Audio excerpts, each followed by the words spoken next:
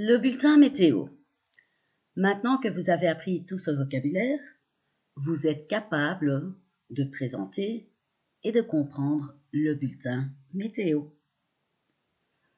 Alors, la question qu'on peut poser, c'est quel temps fait-il aujourd'hui? Ou il fait quel temps aujourd'hui? C'est correct aussi. On peut répondre par aujourd'hui, il fait beau. Ou aujourd'hui, il y a du soleil.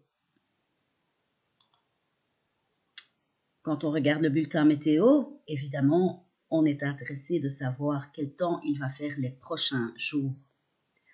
On peut poser la question, quel temps va-t-il faire demain? Ou il va faire quel temps demain? Ou quel temps va-t-il faire le week-end prochain, par exemple? On peut répondre par demain, il va faire mauvais. Ou demain, il va y avoir du vent. Vous voyez que quand je parle de demain ou du week-end prochain ou des prochains jours, il s'agit du futur proche. Donc, quand je parle de demain ou d'un jour qui doit encore venir, j'emploie deux verbes. 1, 2. 1, 2. Et le premier verbe, c'est, comme nous venons de l'apprendre, toujours le verbe aller. Quand on parle du temps, on emploie il, donc c'est toujours il va. Il va faire beau. Il va faire mauvais. Il va faire 5 degrés. Ou on peut aussi employer le verbe avoir, donc il va y avoir de la pluie. Il va y avoir des nuages. Faites bien attention de toujours avoir deux verbes quand vous parlez du temps qu'il va faire un autre jour. Quand je parle d'aujourd'hui, j'emploie le présent. Et là, je n'ai besoin que d'un verbe. Il fait. Ou il y a. Alors, quand je veux parler du temps qui fait dans le pays, je peux ou bien employer les noms des villes, par exemple, à Anvers, il va faire beau, à la côte, à la mer, à Ostende, par exemple, il va y avoir du soleil. Je peux dire à Bruxelles, il pleut. Mais je peux aussi employer la rose des vents, c'est-à-dire je peux dire au nord, il va faire froid. À l'est, il va y avoir des nuages.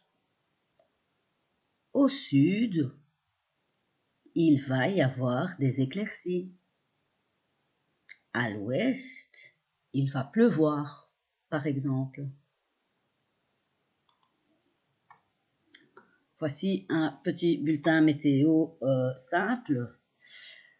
Alors, pour dire quel temps il fait et quel temps il va faire, comme on vient de dire, je peux dire aujourd'hui, aujourd'hui c'est donc le présent, je n'ai besoin que de un seul verbe. Aujourd'hui, mardi, il fait 6 degrés. Il y a des éclaircies. Alors, demain, il va faire 9 degrés. Il y aura des éclaircies. Ou il va y avoir des éclaircies. Il y aura, c'est le futur simple, ça vous n'avez pas encore appris. Donc vous pouvez dire, il va y avoir des éclaircies. Il va y avoir quelques nuages et du soleil. Ce sont donc des éclaircies. Après-demain, jeudi, il va faire environ le même temps. C'est-à-dire, il va faire 8 degrés et il va y avoir des éclaircies aussi. Vendredi, il va faire beau. Il va y avoir du soleil et il va faire entre 6 et 12 degrés. Le week-end prochain, samedi et dimanche, il va faire mauvais. Il va. pleuvoir, il va y avoir des nuages et il va faire entre 8 et 9 degrés maximum. Alors, quel temps fait-il? En regardant la carte, vous pouvez me dire quel temps il fait aujourd'hui. On peut dire par exemple qu'au nord, ou dans le nord du pays, c'est correct aussi. Au nord, il y a du soleil, mais il pleut aussi, donc il y a des éclaircies, et il fait 5 degrés. À l'est, il y a des nuages, hein, il fait 0 degré, il gèle. Au sud, ou dans le sud du pays, il fait 2 degrés et il pleut. Il y a des nuages et il pleut. À l'ouest, c'est ici, il fait 3 à 4 degrés, il pleut et parfois il y a des éclaircies. Ici, vous voyez que c'est la mer, donc on dit à la côte. À la côte, il pleut, mais il y a quelques éclaircies. Hein, donc il y a des éclaircies, mais il y a un risque de pluie, un risque d'averse. Quand il pleut, on peut dire qu'il y a des averses aussi. Oui. Donc à la côte, il fait environ le même temps. Il y a des éclaircies, des risques de pluie et il fait 6 degrés. Au centre du pays, donc à Bruxelles, dans le centre du pays, il fait de 3 à 4 degrés. Il pleut aussi et il y a quelques petites éclaircies. Voilà. Donc, quand vous parlez du temps qu'il fait dans le pays, faites bien attention aux prépositions. Devant les noms de pays, on emploie toujours la préposition en ou au. En devant les pays féminins, hein, souvenez-vous, les pays qui se terminent par e ou les pays qui commencent par une voyelle, en France, en Belgique, en Espagne. Si le pays ne se termine pas par e, ou si le pays ne commence pas par une voyelle, c'est que c'est un pays masculin, et donc on dit au Portugal, au Maroc, au Brésil, etc. Devant les noms des villes, on dit toujours A, n'oubliez pas d'écrire l'accent, aussi devant le nom des communes, donc à Bruxelles, à Anderlecht, à Rio, à Paris, à Madrid. Alors, on dit au nord, au sud, au nord-est, au sud-ouest, ou à l'est, à l'ouest. Hein, ici, vous voyez que la première lettre, c'est une voyelle, donc on ne peut pas dire au.